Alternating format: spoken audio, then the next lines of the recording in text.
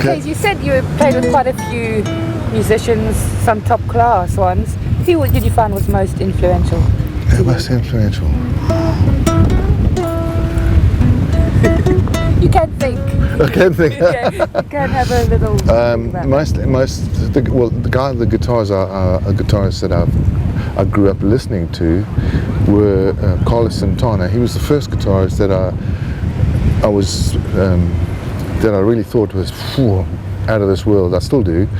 It was Carlos Santana, and then funny enough, Steve Lukather, because he was on albums that I used to listen to, and although I never tried to imitate the way Steve plays or even the way Santana plays by trying to learn the licks or anything like that, it's just that when you listen to all these records, it kind of sinks into your subconscious at some point, and when you're playing, you sometimes you just realize, hang on, I'm playing this riff because I've heard it before, and it filters through to your fingers, and that riff will appear.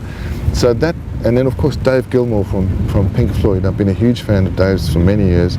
I love the way he plays because he plays with so much soul and purpose and such tasteful notes when he plays. And really, I've been attracted to those kind of guitar players most of my life. So Santana, Steve Lukather, Larry Carlton also, who is, as we know now, Steve Lukather is very influenced by Larry Carlton's playing. Although I was never a jazz player, I just love the way he plays. He tends to simulate a sax player solo when he plays, and that's what it kind of sounds like to me. But and I love that. It's so much melody and meaning in his guitar playing. It's lovely.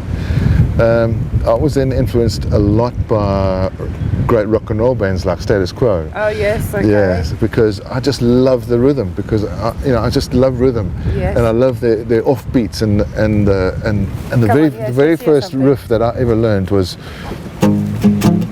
Oh, lovely. And that was taught to me by a guy called Dickie Loader, who was a singer, South African singer, who made it big in the 60s, I think, with some rock and roll stuff, and Dickie is still around these days, but he was my guitar teacher, and he showed me this thing called a funky riff. Put on your red dress, baby, 'cause we're going out tonight. Put on your red dress, baby, 'cause we're going out tonight. Anyway, that's that kind of stuff. And that was, so I liked that kind of rhythm, and also with Status Quo they were playing that kind of stuff. Down, down, deeper and down, down, down, down.